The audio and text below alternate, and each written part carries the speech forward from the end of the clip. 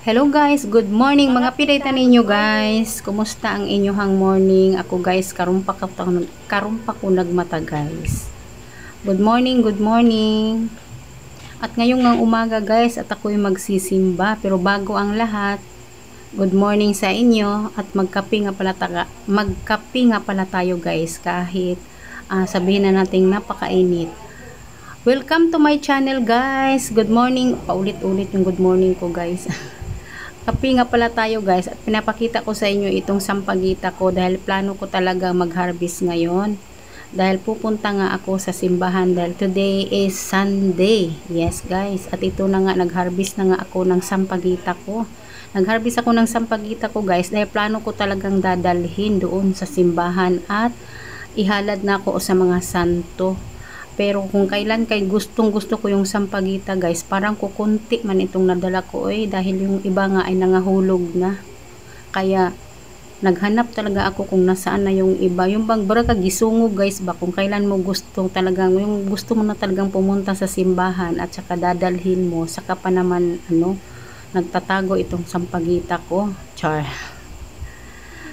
Matagal ko na talagang gustong plano guys na magdala ko ng sampagita doon sa San Pedro Church sa simbahan, kaya lang hindi matuloy-tuloy dahil nga daladala ko yung apo ko, tapos minsan para bang may sagabal talaga guys ba, yung bang kung ano yung gusto mo hindi talaga dili matuman-tuman ambot unsa may birtud ani usahay no nga kung kanus ana to gusto magdala na pwede sungugon tas panahon na naaday tay adtuan ug mao ni karon siya guys nakapurma na mi char nagporma-porma na kami dyan guys at naghintay nga kami ng tricycle dahil Sunday ngayon, matumal talaga ang tricycle pag Sunday. Monday to Saturday guys ay may tricycle talagang nakaabang, pero ito nga naman ay nakasakay din kami kahit papano.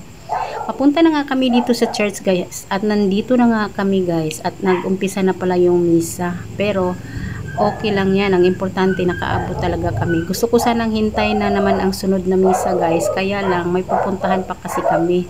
Bago ako naka-video dito guys, ay patapos na ito ang misa na ito. Tapos na may mga lawat, ganon.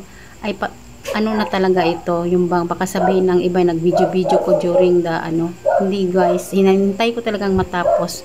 At ito nga ay pinabless ko na itong dalawa kong apo sa pari. Tinuruan ko sila na pag makikita kayo ng pare ay mag-bless talaga kayo. Kumbaga respeto guys ba. Ang ingay man nitong aso ko sa kapitbahay. At ito na nga guys, pagkatapos na nilang mag-bless ay pumunta na kami doon sa prayer room. Kung saan ang daming santo doon at doon nga guys ay nilagay ko na yung mga sampagita ko. Kukunti lang yung sampagita ko guys. Sa totoo lang hindi ko nalagyan lahat. Hindi ko nabigyan lahat ang mga santo ng sampagita ko. Kasi nga ang dami nila. Tapos kukunti lang yung nadala ko. Pero okay lang yan. Dati kasi guys may mga box kasi dito. Nagbibigay ako ng mga sinsilyo guys ba. Lahat ginasudlan ako ni guys. Kinang burabitaw o kanang box sa mga kada santos. Pag muadto ka sa simbahan, di ba na yung mga box sa parang yan siya ba, donation. Nagbibigay talaga ako, pero sa ngayon ay sampagita muna. Tinuruan ko rin itong apo ko guys na hawakan niya ito si Mama Mary dahil ito ay milagroso din. Yes guys, kaya ang apo ko kasi guys ay maraming award sa school. Kaya sabi ko, magpasalamat ka na. Pagkatapos nga namin dun guys ay lumabas na kami at ito nga ay nagpabili na ng ice cream at yung ice cream na ito ay maitim ang kulay, charcoal yata ito na ice cream, pero masarap daw. Habang kumakain itong apo ko guys ng dalawang ice cream, ako naman ay nagpa-pedi. Anong pedi? Pedicure guys. Nagpalimpyo ko sa kuwang tiil guys kay na may sigig-singgit nga palimpyo at ito na nga guys, tapos na ako magpalinis sa paa lang guys. Ito lang kasi nga 100 yon no, di ba? Tapos umalis na nga pala kami dito guys sa San Pedro at papunta na kami doon sa mall. Ang ingay talaga ng aso na dito guys. Uy, papasensyahan nyo na. At ito na nga guys, pinapakita ko sa inyo ay hindi ko talaga naintindihan kung ano ito. Pero nagandahan ako guys. Parang ang social ng dating na ito guys. Kasi nga gold. Gold ang dating niya sa akin guys. Pero sabi ko sa mga apo ko, wag masyadong magdidikit at baka tayo ay makabasag. Tapos considered to sold, charot. Ang ganda-ganda dito ng mga gamit na ito guys, pang mayaman talaga. Wala man ako dito sa bahay ng ganyan guys. Oy. At ito naman parang plastic tingnan, pero babasagin lahat yan guys. Babasagin lahat ang mga plato na yan. O, di ba? Ang gaganda. Ito namang mga abubot na ito guys ay gusto ko talaga. Ang sarap mag-collection guys, pero money involved talaga. Yes guys, pag gusto mong punuin yung lahat yung bahay mo ng mga abubot, naku, alam ko magastos yan dahil dati na akong ganyan. Mahilig talaga ako sa mga abubot guys, sa totoo lang. Kwarta lang ang wala sa akin. Gusto ko yung bahay ko na, pag nakaupo ako dito sa loob ng bahay ko, ganang marami kang makikita sa loob ng bahay.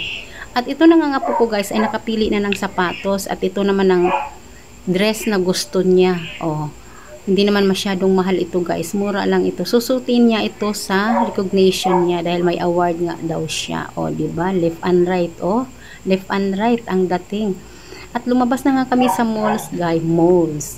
Lumabas na nga kami dito guys. At ito nga 6 o'clock na. Gabi na pala yan guys. Nahirapan na kaming umuwi dyan at naghanap ng jeep na papunta sa amin. Kaya nag-double ride na lang ako. Diskarte baga dahil punuan nga, dahil Sunday nga guys. At nakarating na nga kami dito sa amin guys. Tricycle na naman ang sasakyan at doon talaga hihinto. Doon talaga sa bahay ko. Char, hanggang dito na lang guys ang video ko.